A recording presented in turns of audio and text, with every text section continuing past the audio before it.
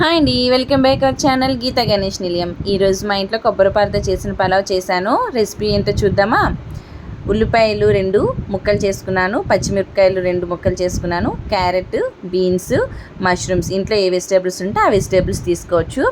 ఈ గ్లాస్తో నేను 2.5 గ్లాసెస్ బియ్యంని తీసుకున్నాను. నేను నార్మల్గా రెగ్యులర్ ఇంట్లో వాడుకునే బియ్యమే తీసుకున్నాను. బియ్యం బాగా కడిగి తీసుకున్నాను.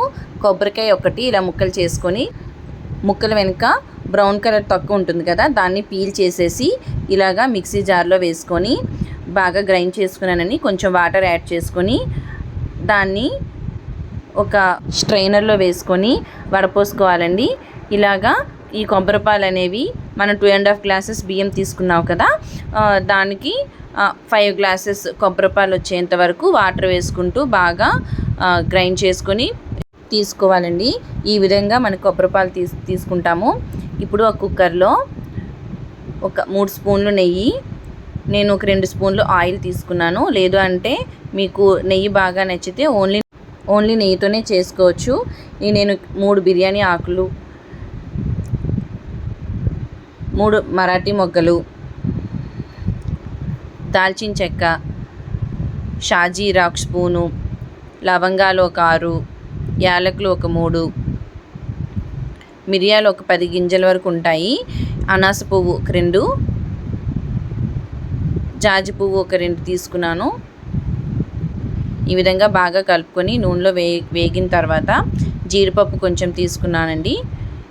జీడిపప్పు కూడా ఆయిల్లో బాగా వేగనివ్వాలి. వేగిన తర్వాత మనం ఉల్లిపాయ ముక్కలు తీసుకున్నాం కదా, ఒక 2 పెద్ద ఉల్లిపాయలు తీసుకున్నాను. ఈ విధంగా పొడుగ్గా కట్ చేసుకోవాలండి. కట్ చేసుకొని ఉల్లిపాయలు బాగా వేగిన తర్వాత పచ్చిమిరపకాయలు వేసుకుందాము. పచ్చిమిరపకాయలు కూడా బాగా వేపాలి. వేపిన తర్వాత అల్లం వెల్లుల్లి పేస్ట్ 1 స్పూన్ తీసుకున్నాను. అల్లం వెల్లుల్లి పేస్ట్ పచ్చివాసన పోయేదాకా కూడా వేయించుకోవాలి. వేయించుకున్న తర్వాత టమాటా చిన్నవి ఒక 2 టమాటాలు ముక్కలు చేసి తీసుకున్నాను. టమాటా కూడా బాగా మగ్గనివ్వాలండి. టమాటా ముక్కలు వేసిన తర్వాత కొంచెం హైలో పెట్టి 1 నిమిషం ఉంచిన తర్వాత సాల్ట్ వేసి సిమ్లో పెట్టి బాగా కలిపి మూత పెడితే తొందరగా మగ్గిపోతాయండి.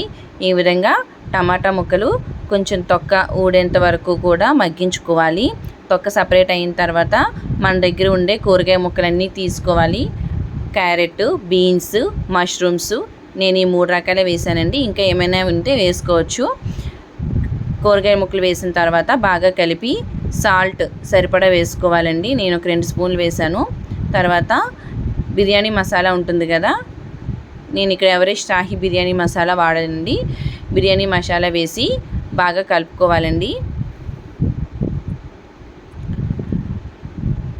బాగా కలుపుకున్న తర్వాత ముక్కలు వేగిన తర్వాత మనం ఏ గ్లాస్తో అయితే బియ్యం తీసుకున్నామో అదే గ్లాస్తో 1కి 2 గ్లాసుల చొప్పున కొబ్బరిపాలు వేసుకోవాలండి.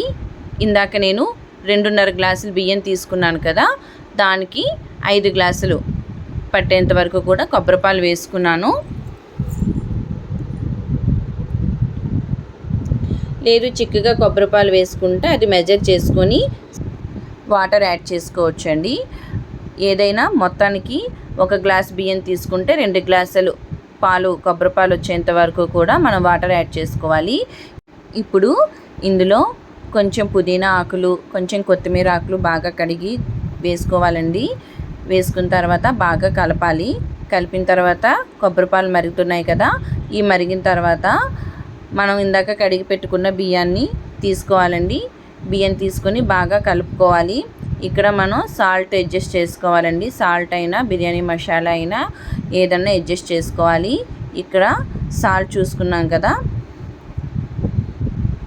సాల్ట్ అడ్జస్ట్ చేసుకున్న తర్వాత మూత పెట్టేసి 2 విజిల్స్ వచ్చేంత వరకు కూడా కుక్కర్ని హైలోనే పెట్టి ఉంచాలండి. 2 విజిల్స్ వచ్చిన తర్వాత స్టవ్ ఆఫ్ చేయాలి. చూసారు కదా, 2 విజిల్స్కి ఎంత చక్కగా ఉడికిందో. పొడి పొడిగా కూడా వచ్చిందండి బిర్యానీ. ఒక మెతుక్కి అంటుకోకుండా కూడా వచ్చింది చక్కగా. రుచి కూడా చాలా బాగుంటుందండి. మీరు కూడా ఇంట్లో ఒకసారి ట్రై చేసి టేస్ట్ చేసి నాకు కామెంట్ చేయండి. ఇప్పుడు లాస్ట్లో మనం వడ్డించుకునే ముందు ఇలాగ కొత్తిమీరతో గార్నిష్ చేసుకుంటే చూడటానికి కూడా చాలా బాగుంటుందండి. మీరందరూ కూడా ఇంట్లో ట్రై చేసి ఎలా వచ్చిందో నాకు కామెంట్ చేయండి. నా ఛానల్ని లైక్ చేయండి, షేర్ చేయండి, సబ్స్క్రైబ్ చేయండి. Bye bye.